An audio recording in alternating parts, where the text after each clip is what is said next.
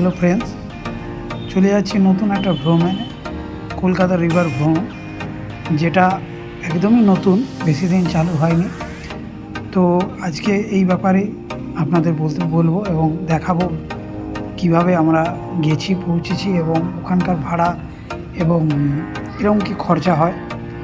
তো শুরু করছি। প্রথমে আপনারা যে কোনো হাওড়া গ্রামে লোকাল ট্রেনে উঠতে পারেন। হাওড়া থেকে নেমে ওখান থেকে মিলেনিয়াম পার্কের লঞ্চের টিকিট কেটে নেবেন এবং লঞ্চ থেকে মিলেনিয়াম পার্কের জন্য রওনা দেবেন। পার্কে নেমেই সামনে কাউকে জিজ্ঞাসা করবেন যে ঢেউ মানে হেরিটেজ ক্রুজ ভ্রমণ কোথায় হয়। তো সেখানে গিয়ে আপনারা টিকিট কেটে ওটি ভ্রমণ করতে পারবেন। মোটামুটি পার পারসন নেবে 190 টাকা করে এবং ওদের নন এসি 190, আর এসিতে যদি আপনারা যেতে চান তাহলে 300। খুব সুন্দর একটা ট্রিপ, যেখানে আপনাদের দেখাবে গঙ্গা পুরোটা ঘোরাবে এবং 1.5 ঘন্টার মতো ঘোরাবে এবং পুরো জার্নিটা আপনাদের খুবই সুন্দর লাগবে। গান বাজনা এবং ভেতরে খাওয়া দাওয়ার ব্যবস্থা আছে। তাছাড়া গঙ্গার ঠান্ডা আবহাওয়া এবং বাতাস আপনাকে মুগ্ধ করবে। চলুন এইসব দেখানোর জন্যে এই ব্লগ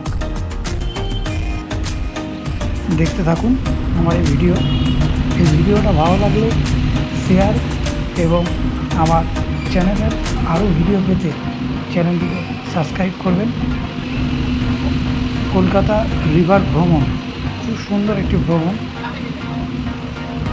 আমরা লঞ্চে করে চলে গেছি ওপারে, দেখতেই পাচ্ছেন খুব সুন্দর, মানে হালকা বাতাস দিচ্ছে এবং কিছুক্ষণ আগে বৃষ্টি হয়েছে। তো বুঝতেই পাচ্ছেন প্রাকৃতিক সৌন্দর্য আলাদাই একটা।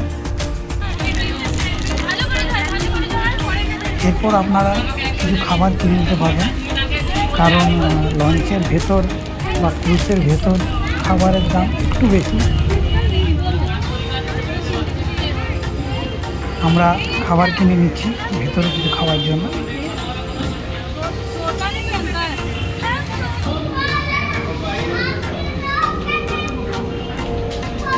দুটো টাইমে লঞ্চটি ছাড়ে, একটা 5টা থেকে, একটা 6:45 থেকে। মোটামুটি সোম থেকে শুক্র একটা টাইমে ছাড়বে, শুধু শনি আর রবিবার আপনারা দুটো টাইম অ্যাভেলেবেল পাবেন।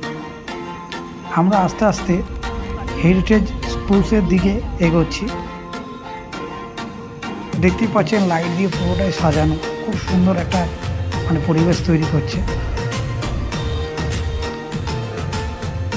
আমরা আস্তে আস্তে এগিয়ে যাচ্ছি ক্রুজটির দিকে।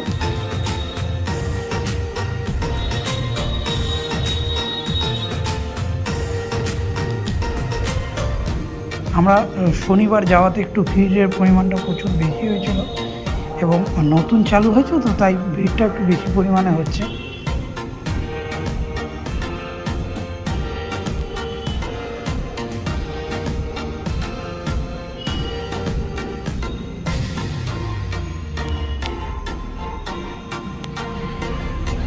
এনজয়টা এরকম কেন যাব না, এনজয় হবে না, ভেতরে পরিবেশ এটা কি এনজয় হবে উপরতলা এইরকম হওয়া দরকার।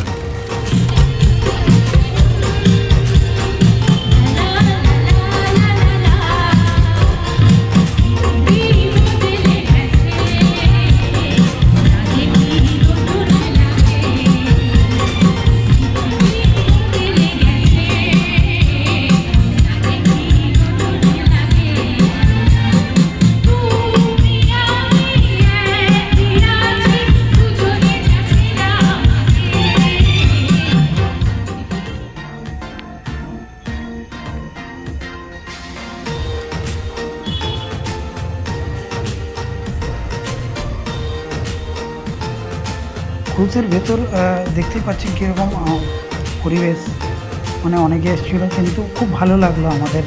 মানে বুঝতে পারেন যে খুব অল্প খরচে খুব সুন্দর একটা ট্রিপ। এতটা কাছ থেকে মানে গঙ্গাকে দেখা এবং উপভোগ করা, তারপর আপনারা গঙ্গার মধ্যে ঘোরা, একটা আলাদাই ফিল। কিছুক্ষণের মধ্যে দেখবেন হাওড়া ব্রিজের নিচ থেকে আমরা যাব এবং এদিকে নিমতলা এবং ওইদিকে সালকিয়ার যে শিব মন্দির আছে শিব মন্দিরটা দেখতে পাবেন।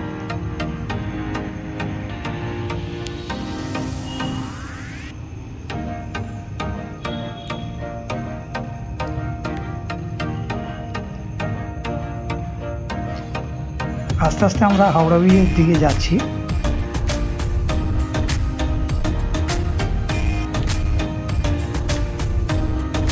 পুরো ক্রুজটাই মানে লাইট দিয়ে সাজানো, দেখতে পাচ্ছেন খুব সুন্দর লাগছে।